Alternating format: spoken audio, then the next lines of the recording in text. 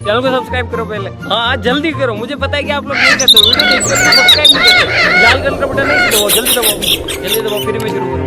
दबा दो, दबा दिया, घंटी भी दबा देना। गांव में तो सब जगह अकाल की परिस्थिति हो गई है। लगता नहीं कि अब इस गांव में ज्यादा दिन रुकना उचित होगा। काम के लिए बाहर गांव तो जाना ही पड़ेगा।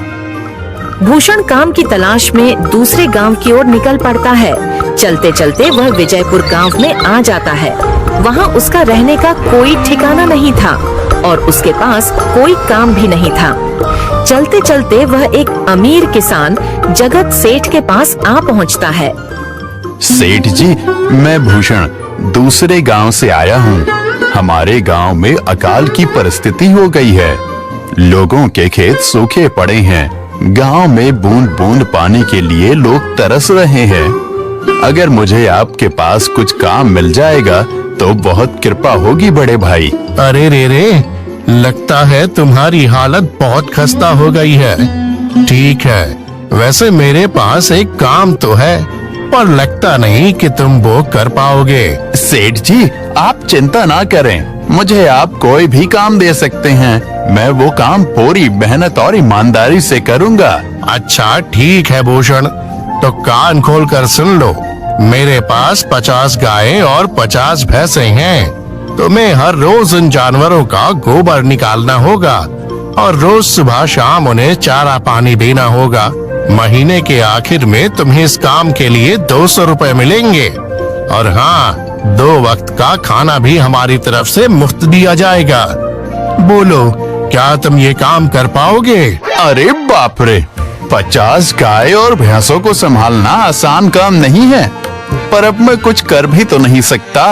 और ऊपर से सेठ जी 2 वक्त का खाना भी दे रहे हैं। ठीक है सेठ जी, मैं ये काम कर लूंगा, पर एक विनती है। हाँ बोलो भूषण, क्या बात है? सेठ जी, अगर आपको समस्या ना हो तो क्या मैं आपके गायों के साथ गौशाला में रह सकता हूँ? सेठ जी, मैं इस गांव में नया हूँ, मेरा रहने का कोई ठिकाना नहीं है। जग्गा सेठ थोड़ी देर तक सोचता है और भूषण को ऊपर से नीचे तक देखने के बाद उससे कहता है, ठीक है भूषण, तुम गौशाला में रह सकते हो। जी धन्यवाद सेठ जी। तब से भूषण गौशाला में रहकर अपना काम करने लगता है। वह रोज जल्दी उठकर गाय और भैंसों का गोबर निकालता, उन्हें चारा डालता और समय पर पानी भी पिलाता था। हर रोज भूषण अपना काम ईमानदारी और पूरी मेहनत से करता था। जगत सेठ को भी भूषण का काम बहुत पसंद आने लगा, क्योंकि वह अपना काम सफाई से करता था। एक दिन जगत सेठ भूषण को बुलाकर उससे बोलता है, भूषण, मुझे तुम्हारा काम बहुत पसंद आया है। तुम गाय और भैंसों का अच्छा ख्याल रख रहे हो, इसलिए दूध की गुणवत्ता भी बढ़ गई है और गायें पहले से ज्यादा दूध भी दे रही हैं। इसलिए मैं आज से तुम्हारी तनख्वाह बढ़ाकर पूरे 400 रुपए कर रहा हूँ। आपका बहुत बहुत धन्यवाद सेठ जी। कुछ दिन ऐसे ही बीतने लगते हैं। भूषण जगत सेठ के पास बहुत मेहनत और ईमानदारी से काम करता है। धीरे धीरे भूषण के पास अच्छा खासा रुपया जमा हो जाता है, जिससे वह अपने लिए छोटा सा रहने लायक एक कुटिया बनवा लेता है। उस गौशाला में सोकर तो नाक से गोबर की गंध अभी भी नहीं जा रही। अब आखिरकार मुझे अपने घर में चैन से सोने को तो मिलेगा। तब से भूषण जगत सेठ के पास गौशाला में काम करने आता और 2 वक्त का खाना खाकर अपने घर सोने के लिए चला जाता था। कई साल ऐसे ही बीत जाते हैं। भूषण की मेहनत के कारण उसके पास अच्छा खासा रुपया जमा हो जाता है। एक दिन भूषण जगत सेठ से बोलता है, सेठ जी, आजकल गांव में चोरी की समस्या बहुत बढ़ गई है और मेरे पास कुछ रुपए भी जमा हैं जो मैंने अपने घर में रखे हुए हैं, पर मुझे उन पैसों की चोरी की चिंता हो रही है। आपको तो पता है कि मैं दिन भर आपके पास ही काम करता हूँ और सिर्फ रात में ही घर सोने जाता हूँ, इसलिए मुझे रोज उन पैसों की चोरी की चिंता सताती है। हाँ भूषण, तुम बात तो बिल्कुल सही कह रहे हो।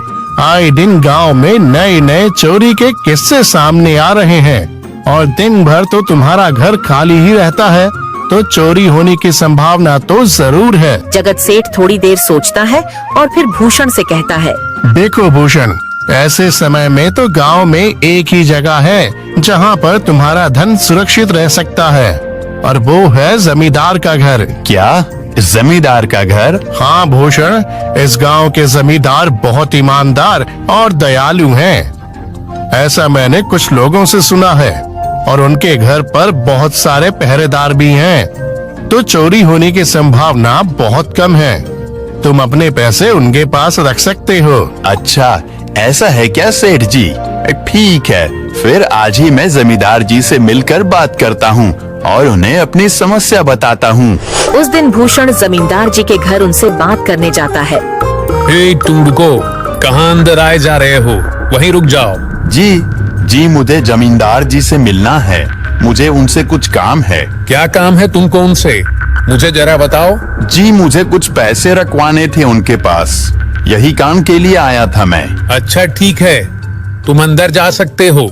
नमस्ते जमींदार जी, मैं भूषण जगत सेठ के यहाँ काम करता हूँ। कुछ साल पहले ही मैं दूसरे गांव से यहाँ आया हूँ। अच्छा भूषण, बोलो तुम्हारा क्या काम है मेरे पास? जमींदार जी, मैं सालों से जगत सेठ के पास काम कर रहा हूँ और मैंने कुछ रुपए भी जमा कर लिए हैं, पर बात यह है कि गांव में चोरी की समस्या बहुत बढ़ गई है, तो मुझे अपने रुपए घर में रखने से डर लग रहा है। अच्छा, कितने रुपए जमा किए हैं तुमने? जमींदार जी, यही कोई 5 से 6 हजार रुपए होंगे मेरे पास। वाह, ये तो बड़ी रकम है। मैंने आपकी ईमानदारी के बारे में लोगों से बहुत सुना है, इसलिए मैं अपनी रकम आपके पास कुछ वक्त के लिए रखने आया हूँ। हाँ भूषण, तुमने बिल्कुल सही सुना है। तुम्हारी रकम मेरे पास पूरी तरह से सुरक्षित रहेगी। तुम अब चिंता ही छोड़ दो, मैं सब देख लूंगा। भूषण अपने पैसों की थैली जमींदार को दे देता है। ये पूरे 5,800 रुपए हैं, आप गिनकर देख लीजिए। गिनने की क्या जरूरत है? तुम तो जगत सेठ के आदमी हो, मुझे तुम पर पूरा विश्वास है। जमींदार जी, आपका बहुत बहुत धन्यवाद। अब मुझे चोरों का कोई डर नहीं है, क्योंकि मेरे पैसे सुरक्षित हाथों में हैं। अरे भूषण, कोई बात नहीं, धन्यवाद तो मुझे बोलना चाहिए, जो तुम मेरे पास आए अपने रुपए रखने के लिए। भूषण अपने पैसे जमींदार को देकर अपने घर चला जाता है। हाँ भूषण, तुम्हारे पैसे मेरे हाथों में ही अच्छे लगते हैं। ऐसे ही भूषण ईमानदारी और मेहनत से जगत सेठ के यहाँ काम कर रहा था। देखते ही देखते 2 साल ऐसे ही बीत जाते हैं। एक दिन भूषण सोचता है, अब बहुत साल हो गए जगत सेठ के यहाँ काम करते हुए। वैसे सेठ जी तो बहुत अच्छे इंसान हैं, पर सोच रहा हूँ कि खुद की जमीन लेकर उस पर मेहनत करूँ, तभी मैं बड़ा आदमी बन सकता हूँ। अब जो मेरे पास थोड़े कुछ पैसे हैं और जो जमींदार के पास कुछ पैसे संभालने के लिए दिए हैं, वो जमा करके थोड़ी जमीन खरीद लूंगा। आज ही जमींदार से मिलने जाता हूँ और अपने रुपए मांगता हूँ। ये सोचकर भूषण जमींदार जी के घर चला जाता है। जमींदार जी, मैं अपने रुपए वापस लेने आया हूँ। आपके पास मैंने 5,800 रुपए दिए थे संभालने के लिए। अरे भाई साहब, मैंने पहचाना नहीं आपको, वैसे कौन हो आप? अरे जमींदार जी, मैं भूषण हूँ। पिछले साल मैंने आपको पैसे संभालने के लिए दिए थे, याद आया कुछ? अरे भाई साहब, मेरे पास कितने सारे लोग आते जाते हैं पैसे रखने के लिए, और सभी के साथ मेरा अच्छा व्यवहार होता है। वैसे आपके पास कोई कागजात हैं क्या? क्योंकि मैं हर व्यक्ति से कागज पर ही व्यवहार करता हूँ। किसने कितने पैसे दिए, किसके कितने पैसे रखे हैं, सबका व्यवहार रहता है मेरे पास। जमींदार जी, ये आप क्या बात कर रहे हैं? आपकी ईमानदारी देखकर ही मैंने आपको पैसे दिए थे संभालने के लिए, और आप अब ऐसी बातें कर रहे हैं। कृपया करके मेरे पैसे मुझे वापस कीजिए। हाँ भूषण, मैं ईमानदारी से ही काम करता हूँ, इसलिए तो तुमसे मैं डॉक्यूमेंट्स मांग रहा हूँ। क्या तुम्हें पता नहीं, जब तुम किसी से पैसों का व्यवहार करते हो तो तुम्हें स्टाम्प पेपर पर लिख कर देना पड़ता है। तुम किसी से भी पूछ सकते हो। नहीं जमींदार जी, मैं आपके पैर पड़ता हूँ, कृपया करके मेरे रुपए मुझे दे दीजिए। बड़ी मेहनत से मैंने वो पैसे जमा किए थे, मुझ पर ऐसा अन्याय ना करें। अरे क्या ये झूठ मूठ का रोना धोना लगाया है? लगता है तुम ढोंगी हो और मेरी ईमानदारी और भोलेपन का फायदा उठाकर मुझसे ये रुपए लेने आए हो। रुक, तुझे अभी सबक सिखाता हूँ। जमींदार अपने आदमियों को बुलाकर भूषण की पिटाई करने को कहता है। इसे तब तक मारो जब तक ये बेहोश ना हो जाए। इस 2 कौड़ी के आदमी ने मेरी ईमानदारी पर सवाल उठाया है, इसे छोड़ना मत। जमींदार के आदमी भूषण को डंडे से खूब मारते हैं। फिर भूषण दुखी होकर अपने घर चला जाता है। भूषण के शरीर पर घाव के निशान स्पष्ट दिखाई दे रहे थे। 2 दिन से भूषण घाव के दर्द के कारण जगत सेठ के घर काम के लिए नहीं जा पाता है। इसलिए अगले दिन जगत सेठ भूषण के पास आ जाते हैं। वह देखते हैं कि भूषण खाट पर सो रहा है और वह बड़ा ही चिंता में नजर आ रहा है। भूषण भाई, तुम 2 दिन काम पर नहीं आए, क्या हुआ भाई? तबीयत ठीक है ना तुम्हारी? कुछ समस्या है क्या? अरे सेठ जी, आप खुद यहाँ आए हो। आप खबर भिजवाते तो मैं खुद चला आता। अरे भूषण, कोई बात नहीं, तुम्हें देखकर लगता है तुम बीमार हो। क्या हुआ है तुम्हें? जगत सेठ, क्या बताऊं, जिस जमींदार के पास पिछले साल मैंने अपने पैसे संभालने को दिए थे, वो आज मुझे पैसे वापस नहीं करना चाहता। वो बहुत लालची इंसान है, वो लोगों को ठग रहा है। और जब मैंने बाद में गिड़गिड़ाना शुरू किया तो उसने डंडे से मार मार कर मेरी पिटाई करवा दी और मुझे वहां से धक्के मार कर निकाल दिया। अरे बाप रे, ये तो बड़ा ही गंभीर विषय है। मैंने तो जमींदार के बारे में अच्छा ही सुना था, पर मुझे भी नहीं पता था कि वो इंसान इतना गिरा हुआ है। तभी मैं सोचूं, हर साल उसकी संपत्ति इतनी ज्यादा कैसे बढ़ रही है।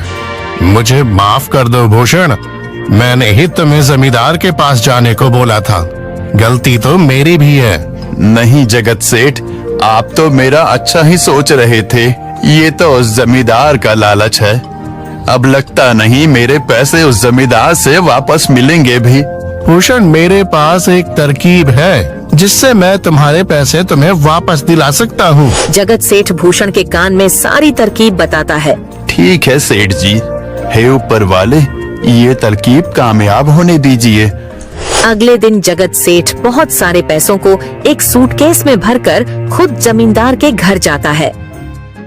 अरे जगत सेठ, आज आप खुद यहाँ? बोलो भाई, इस गरीब के घर कैसे आना हुआ? हमारा तो ये सौभाग्य है कि आप जैसे धनी आदमी के चरण हमारे घर में लगे हैं। नमस्ते जमींदार जी। अरे जमींदार जी, आप तो मुझे अब लज्जित कर रहे हैं। वैसे मैं कुछ महीनों के लिए दूसरे राज्य में व्यापार करने जा रहा हूँ। मैं ये लगभग 50,000 रुपए लाया हूँ। मुझे डर है कि कहीं ये चोरी ना हो जाए। क्या आप मेरे सारे पैसे अपने पास संभाल कर रख सकते हैं? आपके सिवाय इस गांव में और किसी पर भरोसा नहीं कर सकता। अरे जगत सेठ, ये भी कोई पूछने की बात है? मेरे पास आपके पैसे बिल्कुल सुरक्षित रहेंगे। आप निश्चित होकर व्यापार करने जा सकते हैं। इस बार तो बड़ी मछली हाथ लगी है। बार बार ऐसा मौका नहीं मिलता। भारी माल हाथ में लगने वाला है। तभी वहाँ पर भूषण आ जाता है। अरे भूषण, तुम? अच्छा हुआ तुम आ गए। मैं तुम्हारे पास ही आने वाला था। मुझे माफ करना, उस दिन तुम्हें पहचान नहीं पाया। इतने सारे लोग मेरे पास आते हैं तो जरा परेशानी होती है, पर मैं अपनी बातों का बड़ा पक्का हूँ। हाँ रुको, मैं तुम्हारे सारे पैसे अभी देता हूँ। जमींदार भूषण के सारे पैसे उसे लौटा देता है। माफ करना भूषण, मेरे आदमियों ने तुम्हारे साथ उस दिन बदतमीजी की। मैं आज ही उनको काम से निकालता हूँ। भूषण बिना कुछ बोले वहाँ से चला जाता है। अरे क्या बात है जमींदार जी, आप तो अपने बातों के बहुत पक्के हैं। तो ठीक है, मैं अपने सारे पैसे आपके पास रख सकता हूँ। जगत सेठ इतना बोल ही रहा था कि तभी वहाँ जगत सेठ का नौकर आ जाता है। मालिक, अब आपको बाहर के राज्य में जाने की कोई जरूरत नहीं है। अभी अभी व्यापारियों का संदेश आया है और उसने कहा कि वो खुद हमारे गांव आ रहे हैं। अरे ये तो बहुत बढ़िया बात हुई। अब मुझे इतनी दूर नहीं जाना पड़ेगा। सुन रहे हो जमींदार जी, व्यापारी यहाँ आ रहे हैं। अब मुझे नहीं लगता कि ये पैसे आपके पास रखने का कोई मतलब होगा। चलो, आपका बहुत बहुत धन्यवाद। आपने इतनी ईमानदारी दिखाई मुझे। हाँ, पर अगली बार जरूर आपके पास ही आऊंगा। ऐसा बोलकर जगत सेठ और उसका नौकर वहाँ से अपने पैसे लेकर चले जाते हैं। धत तेरी की, ये क्या हो गया? ये 50,000 तो चले गए और जो भूषण के 5,800 रुपए हड़प लिए थे वो भी चले गए। आपका बहुत बहुत धन्यवाद सेठ जी। अगर आज आप ना होते तो मेरी सारी जमा पूंजी वो जमींदार हड़प लेता। भूषण, कोई बात नहीं। जो व्यक्ति मेहनत और ईमानदारी से कमाता है, ऊपर वाले उसका कभी बुरा नहीं होने देते, और जो हराम की कमाई का खाता है उसका कभी अच्छा नहीं होने देते।